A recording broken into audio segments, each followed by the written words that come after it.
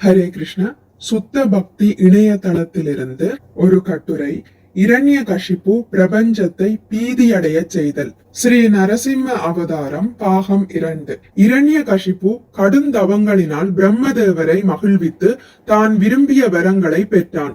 இந்த வரங்களை பெற்றபின் கிட்டத்தட்ட முழுமையாக அரிக்கப்பட்டிருந்த அவனது உடல் முழு அழகும் தங்கத்தை போன்ற பளபளப்பும் கொண்ட ஓர் உடலாக புதுப்பிக்கப்பட்டது. ஆயினும் தன் சகோதரனை கொன்ற பகவான் விஷ்ணுவை மறக்க முடியாமல் தொடர்ந்து அவரிடம் பகைமை பாராட்டி வந்தான். இரண்யகசிபு 10 திசைகளையும் மூவுலகங்களையும் வென்று தேவர்கள், அசுரர்கள் ஆகிய அனைத்து ஜீவராசிகளையும் தன் கட்டுப்பாட்டின் கீழ் கொண்டு வந்தான். இந்திரனின் இருப்பிடம் உட்பட எல்லா இடங்களுக்கும் அதிபதியாக மாறிய அவன் மிகவும் ஆடம்பரமாக வாழ்வை அனுபவிக்க துவங்கி வெறி பிடித்தவனானான். பகவான் விஷ்ணு, பிரம்மதேவர் மற்றும் சிவபெருமான் ஆகியோரை தவிர மற்றெல்லா தேவர்களும் அவனது கட்டுப்பாட்டிற்கு அடிபணிந்து அவனுக்கு சேவை செய்ய துவங்கினர்.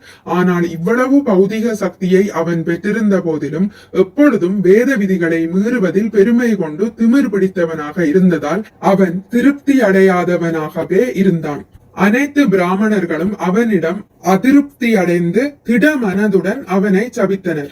இறுதியில் பிரபஞ்சத்தில் உள்ள தேவர்கள் மற்றும் முனிவர்கள் முதலான அனைத்து ஜீவராசிகளும் இரண்யகசிபுவின் கொடுங்கோல் ஆட்சியிலிருந்து தங்களை காப்பாற்றும்படி பரமபுருஷரிடம் பிரார்த்தனை செய்தனர். தேவர்களையும் பிற ஜீவராசிகளையும் இரண்யகசிபுவால் உருவாக்கப்பட்ட பயங்கரமான சூழ்நிலைகளிலிருந்து தாம் காப்பாற்றுவதாக பகவான் விஷ்ணு தேவர்களுக்கு அறிவித்தார். இரண்யகசிபு அனைத்து தேவர்களையும், வேதங்களை பின்பற்றுபவர்களையும், பசுக்களையும், பிராமணர்களையும் மற்றும் சாதுக்களையும் துன்புறுத்துபவனாகவும் பரமபுருஷரிடம் பகைமை கொண்டவனாகவும் இருந்ததால் இயல்பாகவே மிக விரைவில் அவன் கொல்லப்பட்டு விடுவான் என்பது நிச்சயம். தன் சொந்த மகனும் மிகச் சிறந்த ஒரு வைஷ்ணவருமான மகாபாகவதர் பிரகலாதரை சித்திரவதை செய்வதுதான் அவனுடைய கடைசி செயலாகும்.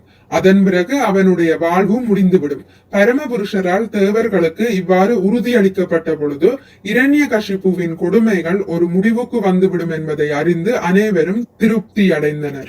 இரண்யகசிபுவின் தெய்வ புதல்வரான பக்த பிரகலாதன். பிரகலாதா மகாராஜன் எப்பொழுதும் பகவான் விஷ்ணுவின் வழிபாட்டில் ஈடுபட்டிருந்ததால் அவர் தன் தந்தையின் உத்தரவுகளை நிறைவேற்றவில்லை. இந்த அத்தியாயத்தில் விவரிக்கப்படுவது போல் இரண்யகசிபு தன் மகனான பிரகலாதா மகாராஜனை பாம்பால் கடிக்கச் செய்தும் யானைகளின் பாதங்களுக்கு இடையில் தள்ளியும் அவரை கொல்ல முயன்றான். எனினும் அதில் அவன் வெற்றி அடையவில்லை. இரண்யகசிபுவின் குருவான சுக்ராச்சாரியருக்கு சண்டன், அமர்கன் என்ற 2 மகன்கள் இருந்தனர். பிரகலாத மகாராஜன் கல்வி கற்பதற்காக அவர்களிடம் ஒப்படைக்கப்பட்டிருந்தார். அந்த ஆசான்கள் சிறுவனான பிரகலாதருக்கு அரசியல், பொருளாதாரம் முதலான மற்ற பௌதிக விஷயங்களை போதிக்க முயன்றனர். ஆனால் அவர்களது போதனைகளை அவர் பொருட்படுத்தவில்லை. மாறாக தொடர்ந்து அவர் ஒரு தூய பக்தராகவே இருந்தார். பிரகலாத மகாராஜன் நண்பன், பகைவன் என்ற வேறுபாட்டை ஒருபோதும் விரும்பியதில்லை. அவர் ஆன்மீக நாட்டமுடையவர் என்பதால் அனைவரிடமும் சமமாக நடந்து கொண்டார்.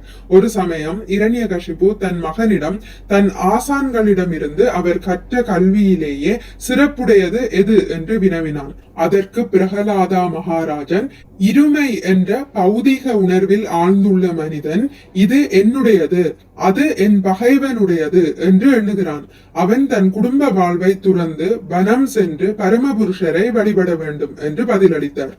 தன் மகனிடமிருந்து பக்தி தொண்டை பற்றி கேட்ட இரண்யகசிபு பள்ளிக்கூடத்தில் உள்ள யாரோ ஒரு நண்பனால் அவர் தவறாக போதிக்கப்பட்டுள்ளார் என்று முடிவு செய்தான்.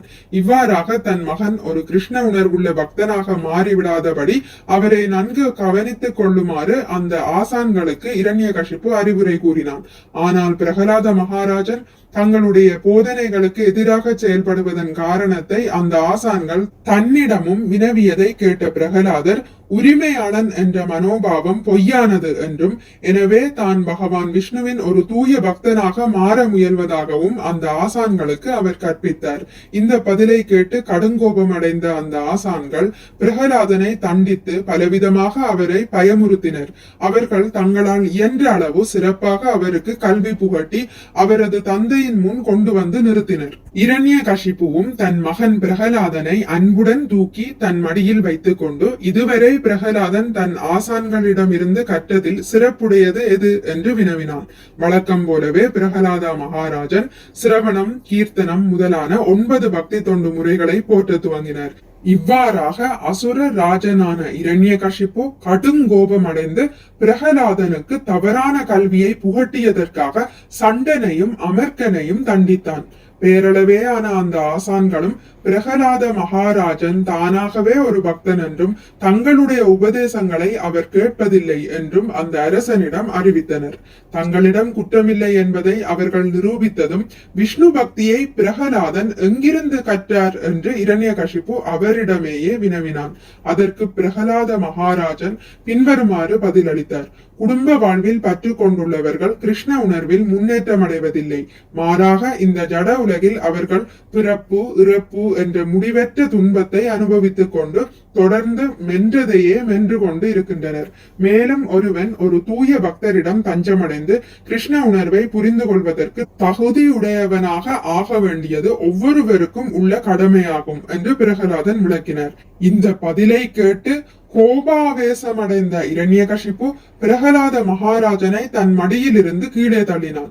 பிரகலாதன் தன் பெரியப்பனான இரண்யாக்ஷனை கொன்ற விஷ்ணுவின் பக்தனாக மாறி நம்பிக்கை துரோகம் செய்து விட்டதால் இரண்யகசிப்பு அவரை கொன்றுவிடும்படி தன் சேவகர்களுக்கு உத்தரவிட்டான். இரண்யகசிப்புவின் சேவகர்கள் பிரகலாதரை கூர்மையான ஆயுதங்களால் தாக்கினர். அவரை யானைகளின் காலடியில் வீசினர். நரகம் போன்ற சூழ்நிலைகளுக்கு அவரை உட்படுத்தினர். மலை உச்சியில் இருந்து அவரை கீழே தள்ளினர். இன்னும் ஆயிரக்கணக்கான வழிகளில் அவரை கொல்ல முயன்றனர். ஆனால் அவர்களது எந்த முயற்சியிலும் அவர்கள் வெற்றி பெறவில்லை. எனவே இரண்யகசிப்பு தன் மகன் பிரகலாதனிடம் அதிகம் அச்சம் கொண்டு அவரை கைது செய்தான். இரண்யகசிப்புவின் குருவான சுக்ராச்சாரியரின் 2 மகன்களும் தங்களுடைய சொந்த வழியில் பிரகலாதனுக்கு போதிக்க துவங்கினர். ஆனால் பிரகலாத மகாராஜன் அவர்களது போதனைகளை ஏற்றுக்கொள்ளவில்லை. அந்த ஆசான்கள் வகுப்பறையில் இல்லாத சமயம் பார்த்து பிரகலாதன் அந்த பள்ளிக்கூடத்தில் கிருஷ்ண பக்தியை பிரச்சாரம் செய்ய துவங்கினர். அவரது அந்த உபதேசங்களினால் அசுரர்களின் மகன்களான அவரது பள்ளி தோழர்கள் அனைவரும் அவரை போலவே பக்தர்களாக மாறிவிட்டனர். தொடரும். ஹரே கிருஷ்ணா. இத்துடன் முடித்துக் கொள்கிறேன். இனி அடுத்த பதிவில் இதன் தொடர்ச்சியான அசுர தோழர்களுக்கு பிரகலாதரின் உபதேசம் என்பதை பற்றி வாசிக்கலாம். மிக்க நன்றி. ஹரே கிருஷ்ணா. உங்களுக்கு இந்த வீடியோ பிடித்திருந்தால் லைக் பண்ணுங்கள், ஷேர் பண்ணுங்கள், சப்ஸ்கிரைப் பண்ணுங்கள். நோட்டிபிகேஷன் பெல்லை அழுத்துவதன் மூலம் அடுத்த பதிவுகள் உங்களை வந்தடையும். பகவான் ஸ்ரீ கிருஷ்ணரை பற்றி கேட்டு மகிழ்வோம். ஹரே கிருஷ்ணா.